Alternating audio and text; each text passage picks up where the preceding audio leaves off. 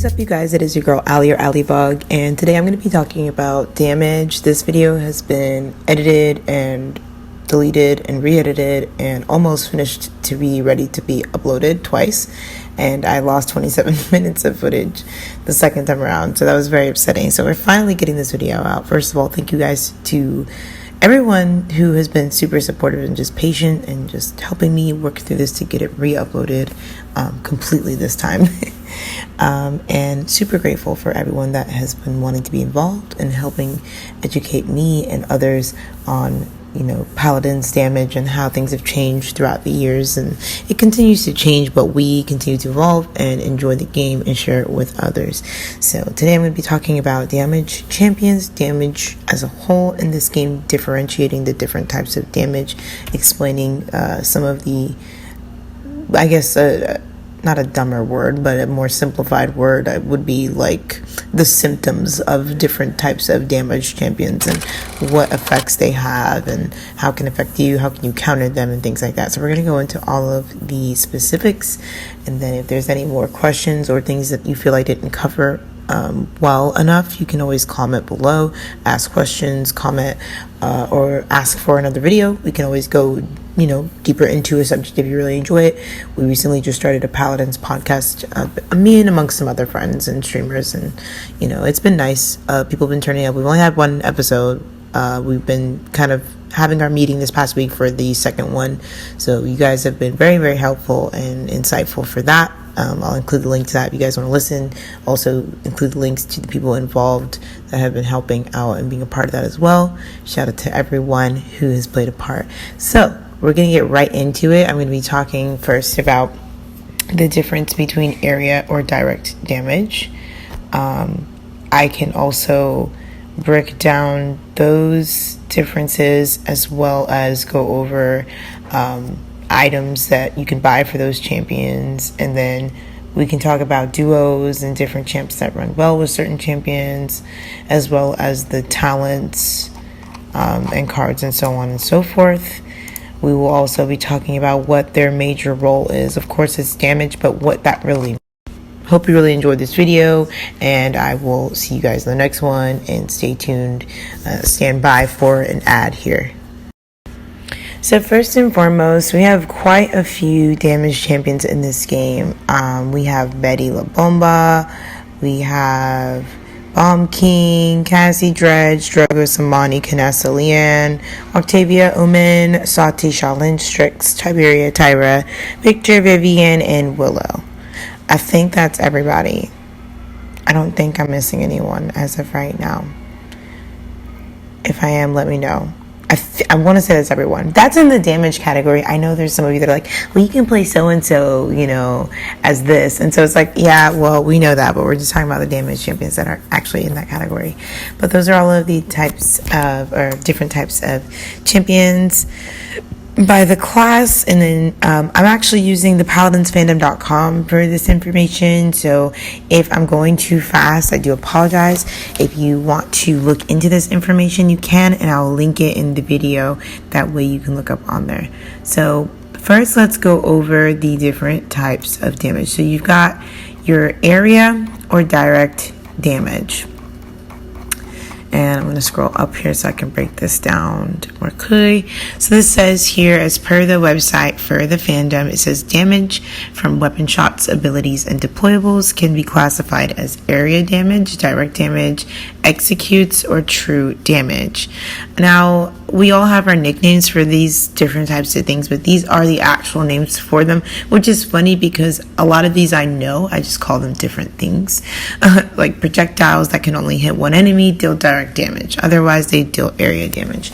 So for example, like Cassie, right, unless she's using her disengage, for the most part it's direct damage, it's hitting one person unless she's using her AoE. But for example, like Bomb King, his not the poppy bomb, but his regular little bombs, like they can do damage to multiple people.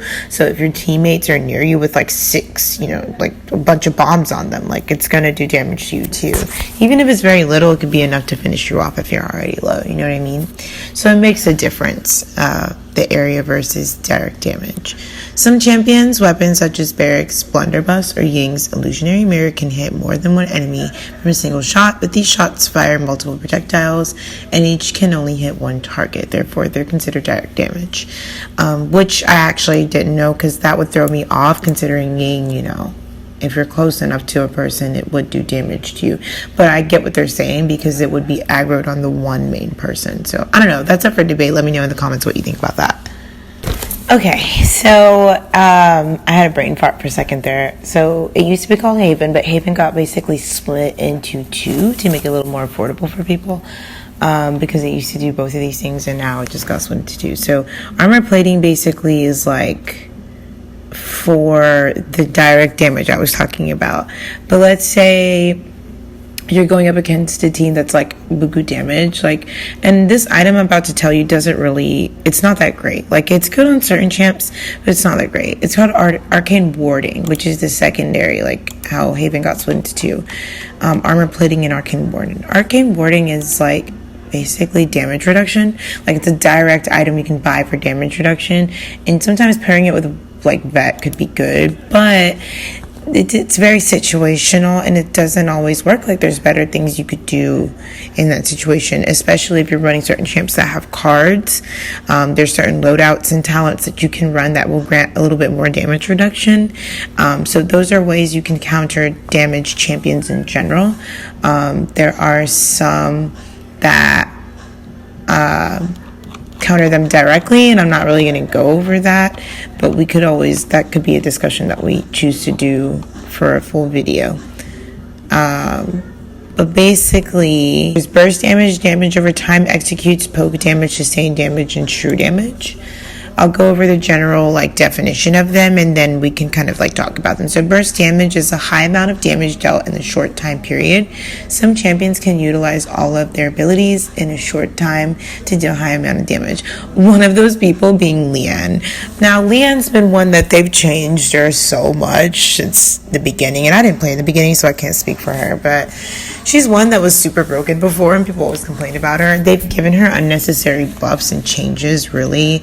Like, she's just one that no matter how bad she is virtually, she'll always be good because she can do ability damage and combo it with her ult and other things.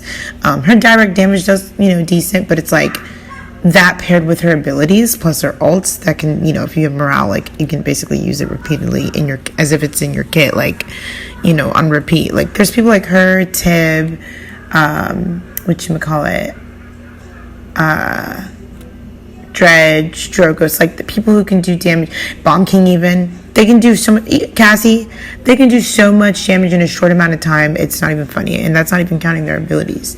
That's just their damage paired with their ult, if they were to use it or combo it together. So damage over time, or DOT for short, is a type of damage applied through DOT debuffs. Debuffs are not to be confused with crowd control, or CC. Debuffs decrease the champion's stats or deal damage over time, whereas the crowd control affects limits a champion's actions and affect their movement abilities. So they're more ability based, versus the debuffs are just damage in general applied to you, that, you know, make it harder for you to do damage. You do less damage basically, and that counts as burns. So like Tyra, her mark, any reveals, slow, poisoning, or healing reduction, and general damage taken. Whereas the crowd control is like banishing, crippling, fear, silence, stun, knockups, Pip's ult, brooding, void grip, so, you know, Genos, Omen, and then of course the soft CC, so knockback, not to be confused with knock up. So that's the difference with the damage over time versus the burst damage. So we've got executes, which, you know, I mean, that's pretty self-explanatory, but it's their special type of damage that ignores the damage reduction and damage immunity. It applies directly to your health. Other than true damage, it ignored shields and complete damage immunity. So Maeve, her execute when she's going straight justice, Vora's ult, Yagarath, Moji, those are good examples of that. The next type of damage we have is poke damage, which is a strategic decision, usually by flanks, champions like Victor and Tyra aren't good at doing poke because they have to remain in the open to do most of their damage, you know, given their abilities and such. And they also are very, you know, easily countered with flanks like Maven, Vatu, Seven because of the high mobility able to do. So those are good examples of that. Sustained damage, and that's basically, you know, your champions who can do a lot of damage consistently, which would be people like Vivian. It is similar to poke damage. The difference is that it's not going to get the consistent kills. It just does a lot of damage. Bursty skill, you know, plays can get you the kills, but generally they're good for destroying shields and just keeping Cauterize consistent in the team fights.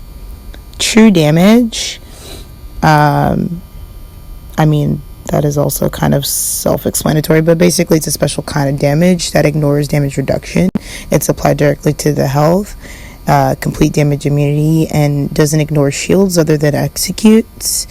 It's an unofficial term, but you know, it's something that a good chunk of the people in the community understand what it is. So those are the different types of damages that can be applied in the game. You have your different effects that you can cleanse, cauterize, and we can always talk about that at a different time, but you know, because it really gets deep into the different types.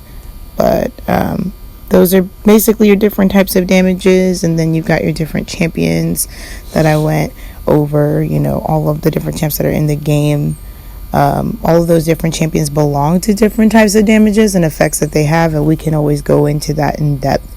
But basically now we're going to go into your role as a damage player. Okay, so next we're going to talk about your role as a damage champion. So typically when you're a damage champion, your job is to, depending on who you're playing, stay in the back line. Sometimes you may need to get more aggressive and like help your flanks out, but you're wanting to destroy the shields. That's your main priority. And there's items that can help you do that. There's card loadouts that, or some talents even, that do more damage to shields. But just depending on the damage champion you choose to play, there's different ways and different amounts of damage that you can be applying to get rid of shields faster and more efficiently versus others. For example, projectile champs versus hit scan. You know, some have a better effect on the shield damage, or AoE damage sometimes, you know, better returns. Most of the damages, for the most part, in this game, you know, do a good job at doing so.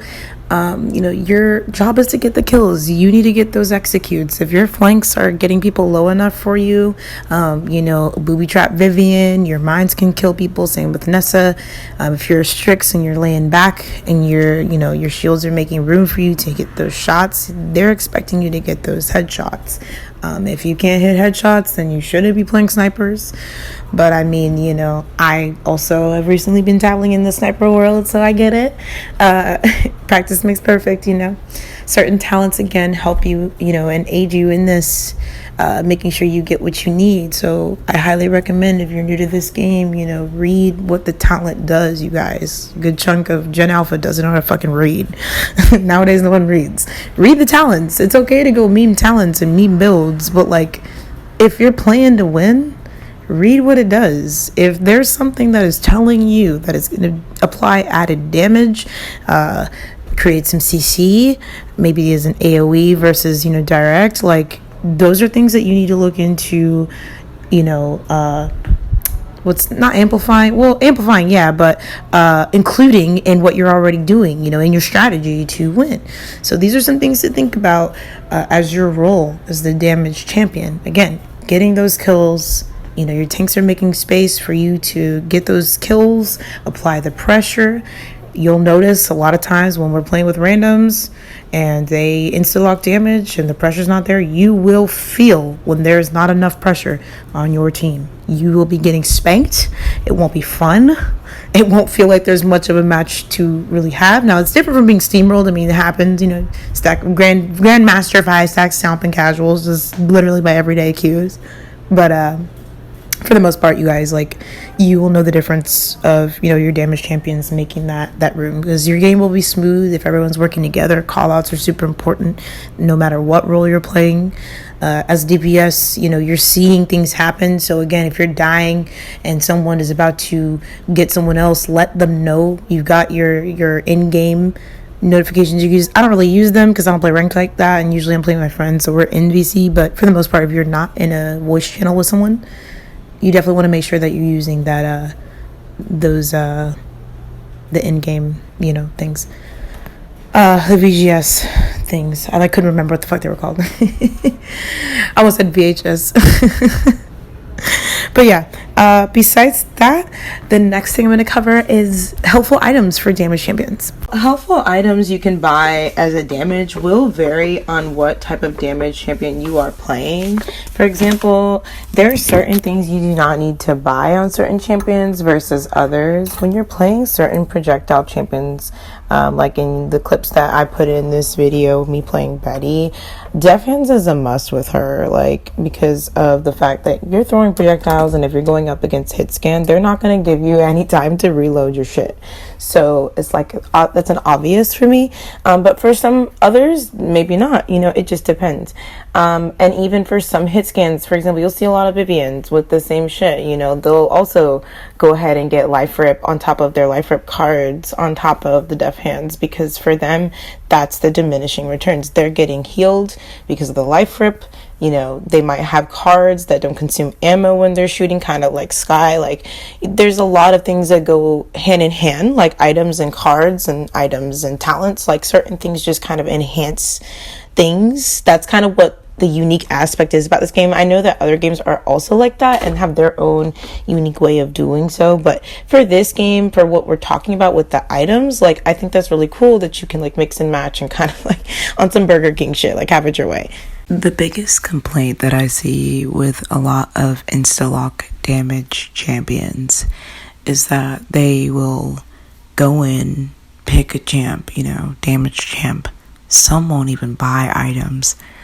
Go in, default build. Some can do well if they know, if they play the game for a while. You can play on an alt account and pop off as a basic damage. It really comes down to who you're playing with, how do you like to play, and what you're capable of. Are you paying attention to where the team is at? Are you paying attention to what the team is doing, what the enemy team is doing? Are you putting, effort into making sure, depending on the damage champion that you choose to pick, is going to ultimately determine where exactly you want to position yourself. For example, if you are a Strix or Kinessa, you're a sniper, you do not want to place yourself right in front of the enemy, obviously, if you have to ADS, you know what I mean? So in that case, you'd want to be far enough from them to where you're safe, but also making sure you know your escape routes when these flanks or these damage players push you, because they will. No flank is going to allow a sniper to sit comfortably. Now, if that's happening, there's a problem. You're lacking in your flank area. That that's something that they need to do, which is something you can call out on, their end. Now, let's say those of you that are more of a flank Strix or flank Kinessa, and you enjoy placing yourself right up front, fourth and center of the enemy. That's all fine and good as long as you're securing those kills. So ultimately, it won't really matter, in that case, whether or not you're a sniper, because it just depends on the knowledge of the player, how well they can utilize their base kit, their use of their ultimate, their use of their positioning. So that is two different examples of the same exact DPS champion with different scenarios and examples of how they could be played with respect to their positioning. Now, on the contrast to that, as a projectile champion, for example, Willows, your Bomb Kings, your Amanis, your Dredges, they're honestly going to be placed very differently. It depends on the map. Most of the time, they want the high ground, or it's ideal for them to have the high ground. for the longer maps that are more narrow towards the middle with very limited flank routes. A lot of times projectiles do really well in them because they can trap people in small corners or small areas or even in open areas because of the projectiles going everywhere. Same with Betty. You never want to be in a hallway with a Bomb King or a Betty or a Dredge, someone who can do a lot of damage with their abilities paired with their ult and positioning. So those are just some examples of the positioning with respect to who you're playing, what their kits are, what their ability plus their ultimate use, because some ultimates are useful for executions, for shield damage, for AoE damage, for repositioning or distorting enemies, so it just depends. Most of the time, you are going to want to be on the high ground, regardless of your projectile or hit scan. Reason being is the way that most of these maps are designed. If you really think about it, how you're playing, a lot of them are designed almost like a jungle gym. When we were kids, you know how a lot of us used to love to run and play and jump through hoops and climb trees and just be wild. Like when you're playing, when you're on the battlefield, you know, in COD, it's kind of straightforward. You just run and gun, right? This is different. You're peeking, you're hiding, you're going in, you're backing up, retreating, expanding, contracting constantly. There is tons of movement happening, whether you are a DPS that likes to stay still or move. You're going to have to reposition at one point, and that's not something that is explained in the game nor is talked about. And a lot of new players coming in, even me when I started, like, positioning is something that comes with playing the game. You don't really like go in knowing it, and it's not something that's really easily taught either. It took me about maybe 6 to 8 months of playing the game, up to a year, to fully understand positioning on various types of champions and different maps, because not every, like, you could be good on one champion on maybe like half the maps, you know, and then there's the other half that like you're not so great on, and I had to learn that the hard way. That's why being a one trick hurts you, because there are some maps that you have to be ready to play differently on. You can still pop off on those maps. It's not like that much of a hindrance, but it will be if you don't know how to adapt. And I think that's the issue, is a lot of people do not know when to adapt. There are times in the middle of a game where I'm playing someone like Willow, for example. Like, I streamed today, and last game I had was, what was it? It was an Onslaught, I think. And it was an Onslaught on a fucking small map. And I had a high-level Andrew, and I think a Canessa. And, like, me as a Willow, like, that's a direct, like, nah. And it was, like, level 400 Andrew. We ended up winning. It was hard because I had a damaging on my team. So, that says enough. But, yeah. It was interesting, but I was able to hold my own because I knew how to adapt. And the point of me bringing that up is, no matter who you're playing, you should know how to adapt. Whether you're playing a hit scan or projectile character, you need to be ready to change positions. You cannot stay in the same place the whole game. No one is allowing you to do that unless you're just that bitch. And a lot of us ain't that bitch. But if you're going to play a DPS, you need to understand that there are times where you're going to be needing to get off the low ground. You get pushed off the high ground, and I'm sorry, I said that backwards. You get pushed off the high ground onto the low ground, and you need to know how to play well on the bottom. For example, if I'm playing someone like Betty, Willow, Bomb King, I'm knowing that if I'm pushed low when I'm better high, I need to aim my projectiles a little higher than I would like, so that they arch over and aim where I want them to. And I take that same mindset and apply it to when I want to play people like Damage Pip. It's the same concept. So it's like those little things could really make a difference in your games. And if you think about them as you're playing the game and implementing the things that I've mentioned in this video, I'm sure that you will have better games, especially if you are someone who is new or has been here for a while and feel like, you know, your games are just not it. And I mean, a lot of the stuff that I've mentioned is mainly focused in ranked. It's nothing new in ranked. I am just bringing this up because a lot of us play casuals, and if you play casuals on the regular, you know there are certain trends. It's almost like pop culture. There are certain trends in casuals. Like right now, I am seeing a shit ton of Kasumi Tyra. I'm seeing a lot of Andrew Willow for some reason. And then if not, your usual double support or like damage with a flank. But it's fluctuating a lot, and a lot of it boils down to old versus new versus intermediate players just showing off how much more they know about the others. And so it's like, if people, and we talk about this on the podcast, by the way, I will be linking that in this description box of this video. We started a Paladins podcast that would hopefully bring more of the community together. I'm really hoping it does. People who are interested in the game, whether you're old or new, and have your thoughts and opinions about the overall changes of the game. So definitely link that below so you can check it out. Check out everybody involved. I've been involved, streamers, content creators, viewers, and alike. Everybody in my communities played a part in it, just by sharing their views and opinions and comments. So do appreciate everybody for tuning in for that as well. And let me know if there's anything else that I may have missed in this video and not covered as well. Maybe let me know as well of any questions you might have. If you are new, what are your biggest challenges as a DPS character in this game versus other games? I have a lot of Overwatch players coming over, asking me for advice, which is hilarious because I don't play Overwatch, but they ask me because they think that I'm good at Paladins. And I have to remind people I'm so mediocre compared to the people I've seen and went against in this game. So it really just boils down to in-game mechanics and what you know, and just learning along the way. And providing content like this can help do so. So let me know if you like the video, comment below, share it with your friends, and definitely be nice in the comments because I don't deal with them actually very well. But I'm always welcome, or I always welcome critique, and I'm open to additional points that I may have missed in this video, or anyone that might be a little smarter than me in this game. If there's some points that you think I need to cover for people coming into the game for damage, let me know if I missed anything or that is more helpful than the things I did provide. And as well, thank you for watching this video. I hope you enjoyed it, and I'll catch you in the next one.